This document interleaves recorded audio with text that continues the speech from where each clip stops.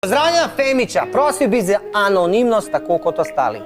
Imam problem, punci sem se dal prepričati, da grem živeti k njej na kmetijo, ker bivajo že njena starša, njen brat brez punce, njen brat s punco in njena, oh my god, ti nisi normalen, bež, ki ima že 2 otroka.